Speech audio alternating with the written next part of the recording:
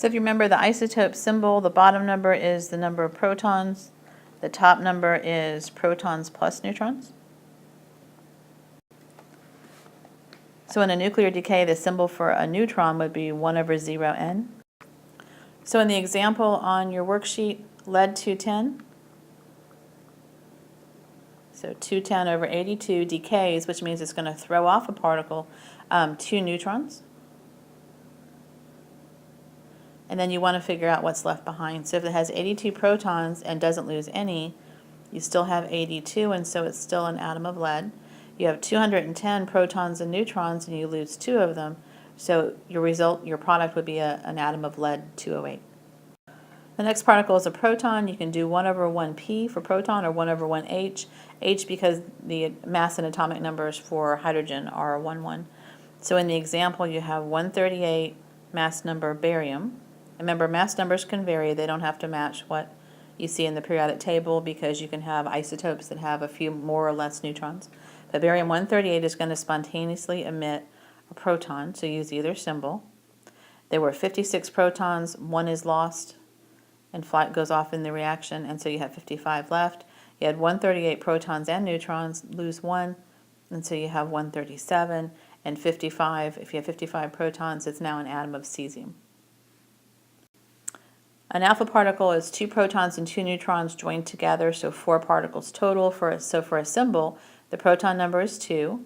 If you add the 2, the mass number is 4, and because those are the same numbers as helium, you use the symbol He. You also see that as a symbol for an alpha particle.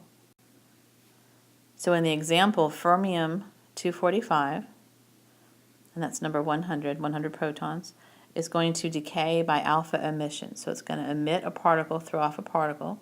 The numbers on both sides of the arrow have to add up. So if you have 100 protons and you lose 2, you have 98 left over. And if you have 98 protons, that's an atom of californium. And you had 245 protons and neutrons minus 4, so the mass number of the product is 241. Sometimes instead of having an emission or a decay, same thing, you might have an alpha capture. So you might capture a particle. So in the next example, uranium-240 is going to actually capture an alpha particle. The alpha particle might have been thrown off by a neighboring atom, but it's going to fly into the atom, this atom, and get embedded in the nucleus. And so we're going to add. So it's 92 protons plus 2 more, 94. So now it's an atom of plutonium. And there were 240 protons and neutrons and 4 more. So the mass number is 244. Beta particles are formed a little differently. There's a reaction where a neutron can just spontaneously decay. Sometimes subatomic particles can be unstable. And the result is you have a brand new proton, so your atomic number ought to go up 1, and then you have an electron. And the electron is the beta particle. That's the particle that goes flying out of the atom, a very small, lightweight nuclear particle. So in this example, you have nitrogen-18. It's going to decay by beta emission, and so it loses that electron that's produced in the reaction. So you have 18 protons and neutrons. You haven't lost any, so it remains 18. Because remember, in forming this particle,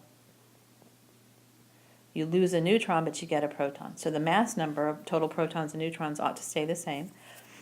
If you look at the bottom numbers, you have 7 protons, and then you have this minus 1 on the other side. And so that's going to force you to go up 1.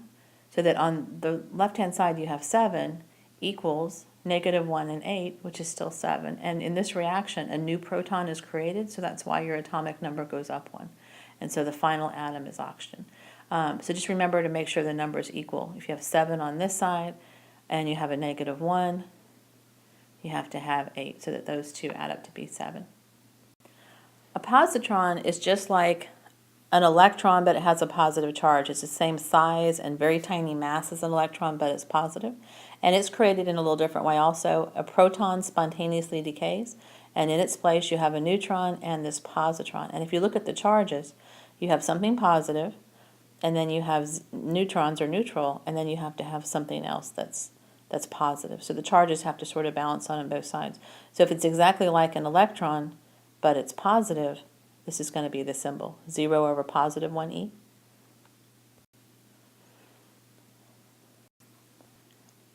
Another reaction is called electron capture. When one of the electrons from the electron cloud drops down into the nucleus, sort of like a satellite that's orbit is decaying, and so it crashes into the Earth. And so the electron can't stay there, it doesn't belong in the nucleus.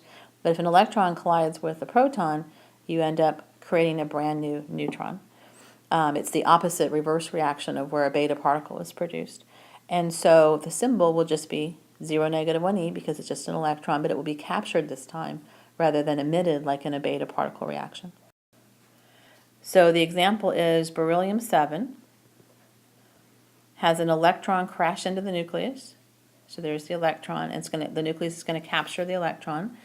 The mass number stays 7 because you lose a proton but get a neutron, so you're even there. And then to figure out the bottom number, remember arrow is sort of your equal sign, and you need to go down to a 3.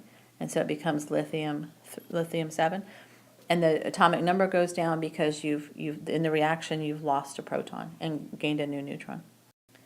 With really heavy nuclei, like californium with 250 protons and neutrons, sometimes rather than just emitting single particles, they actually break into 2 pieces. And so the problem will have to tell you what 2 pieces it breaks into.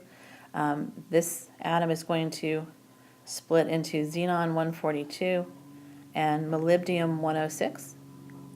And so if you put in their atomic numbers, you'll notice that the atomic numbers, the number of protons adds to both sides to 96, but the top numbers are not coming out equal. So there must be something else that's released. You have 250 protons and neutrons on one side, and that has to equal 250 on the other side, but we have 142, 106, that's only 248, so we're missing 2. So there are 2 protons or neutrons. The protons are already balanced on both sides on the bottom numbers in the equation, so it must be neutrons that are missing. And so this is just missing 2 neutrons. There's often neutrons created in these fission reactions, which they won't tell you in the problem. You have to balance the numbers. And so you can write 1/0n plus 1/0n, or you can put a coefficient 2 in front of the particle for a neutron.